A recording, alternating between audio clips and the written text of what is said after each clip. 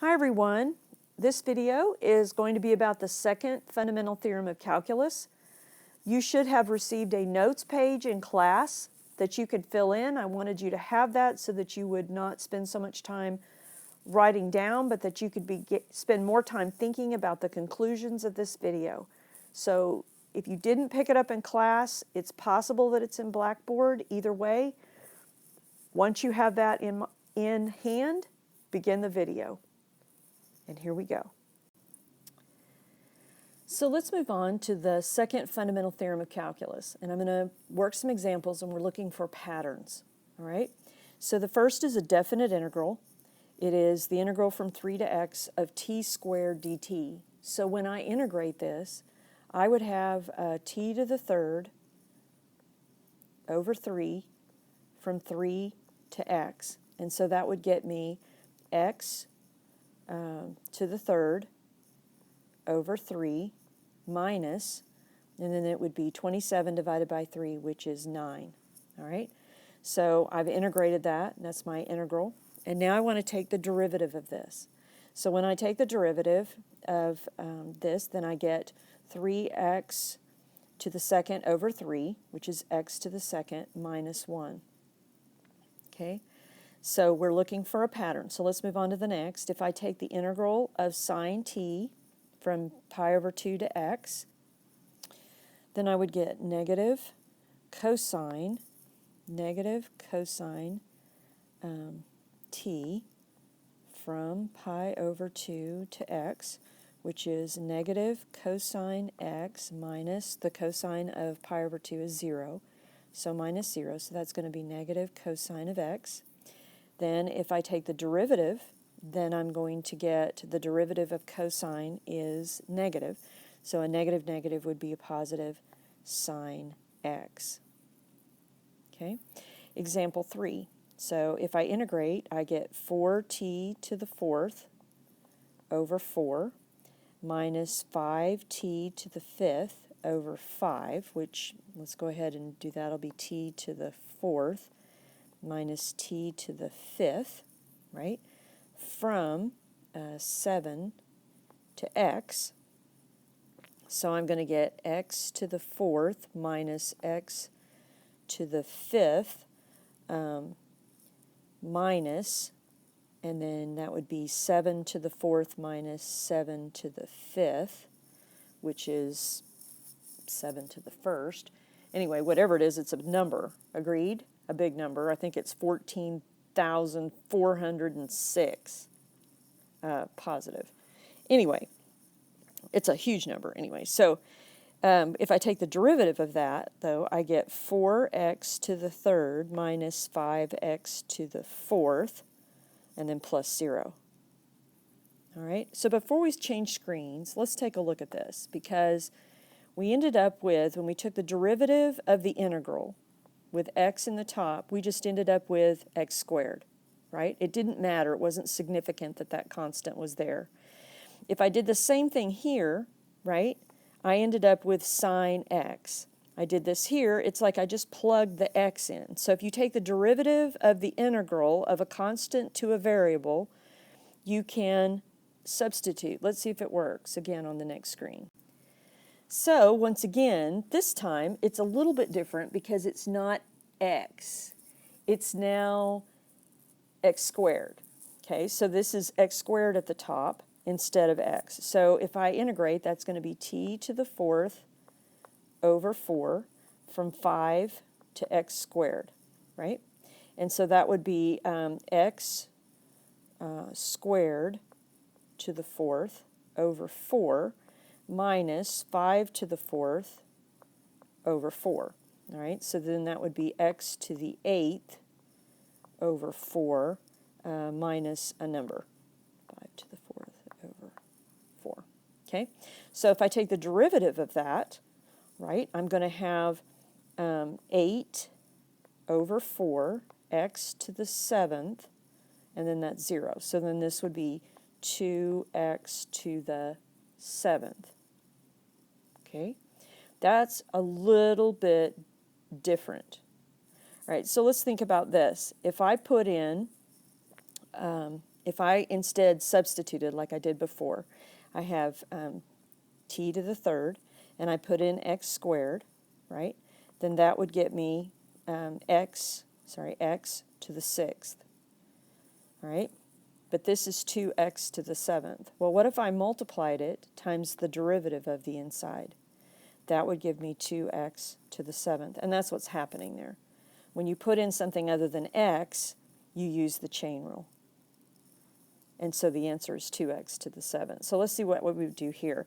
Well, what if we took the derivative of cosine, the integral of cosine would just be sine, and that would be from pi to x squared, right? Then that would be sine x squared minus sine of pi, which is 0, okay? And if I took the derivative of that, that would be cosine x squared times 2x. Agreed? All right, so let's do the same thing here. If we know what this is, we could substitute. So we do cosine of x squared times the derivative of this, which is 2x, which we'll find we were doing that all along. It's just that when we took the derivative of x, when that was an x up there, what was the derivative? It was 1. So we've been doing that all along, and that's how you work these types of problems. So I wanted to pause here a second to talk about notation, because this is really important, this notation that we have here, that you're taking the derivative of an integral leads the function, or the antiderivative, or the derivative of the antiderivative yields a function. And so if g of x is the integral, then you would find it or evaluate it by finding the area under a curve. And this is stated a different way. This is the integral. So if capital F of x is this integral, then you find it by finding the area under the curve. So you would find area under the curve. This is also area. If you take the derivative of this function, if you take a derivative, then it yields the original function. And this would be the function itself. And on a graph, many times, this is where you're going to just find a point on the graph. This is usually what is graphed. Not always, but sometimes it's usually what is graphed. All right? So if this is the function that's graphed, then to find this function, you would find the area under the curve. If you wanted the derivative, you would find the point. And then if you wanted the second derivative, remember that the second derivative is slope. So this would be considered slope at a point. And I'm going to do an example on the next screen. All right, so here's our first graphic example. And it's talking about the function f, which is continuous. And this is the graph of f of x below. It further goes on to define, using the second fundamental theorem of calculus, that g of x, the function g of x, can be found by finding the integral from 2 to x of f of x. Well, the integral, if you think integral, it's the area under the curve. And because they have given us known shapes, semicircle, triangles, all kinds of things, we can actually find the area under the curve. And since this is a half circle with a radius of 2, that would be 4 pi divided by 2, which is 2 pi, and it's above. 2 times 2 divided by 2, let's see, 2 times 2, 4 divided by 2 is negative 2, and then this is 2 times 2, which is 4 divided by 2, which is positive 2 because it's above. All right, so those are our areas. It wants to know what is the area, right, when it says what is g of 0. Well, I'm going to put 0 into this formula. So I've got 2 to 0. Notice that's backwards. So the answer will be negative of the area under the curve from 2. So I'm going to read that off of here. So here is 2 to 0, so this would be negative 2 pi.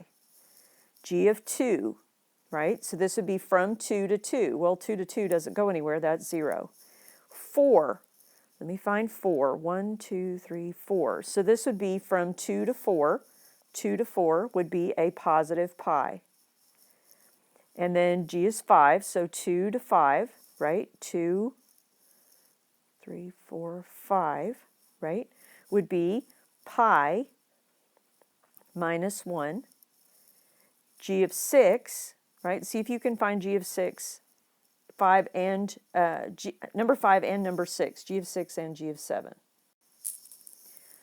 Probably the most important conclusion that we can make using the second fundamental theorem of calculus is that if g is the integral of f of x, that means that f of x is the derivative of g. So think about it. If you had g prime of x and you integrated it, you would get back to g, right? So what we're really looking at, this is actually a derivative graph.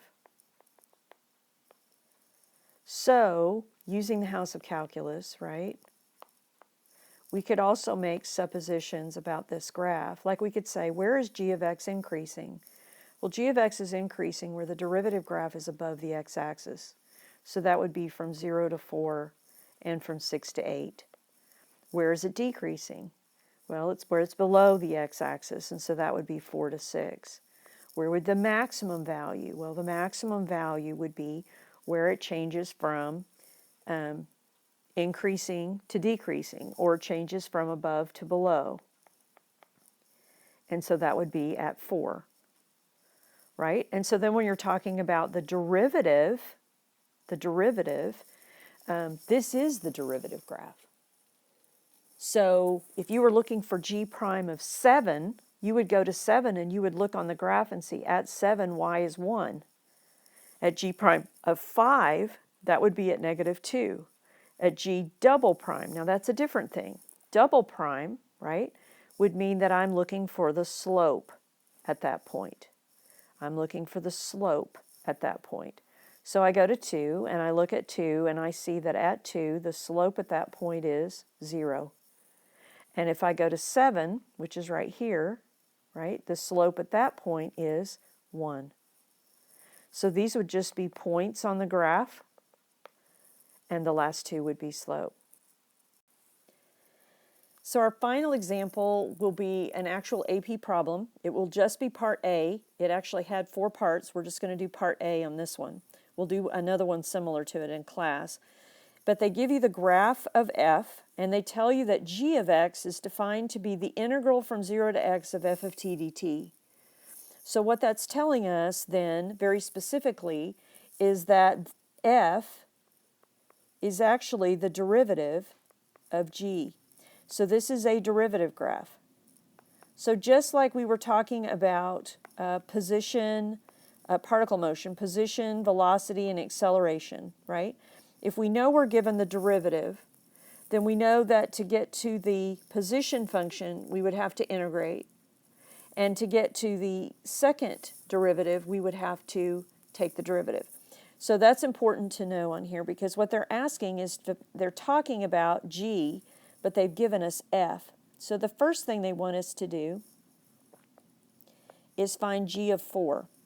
Well, remember that g of 4 is equal to the integral from 0 to 4 of f of t dt.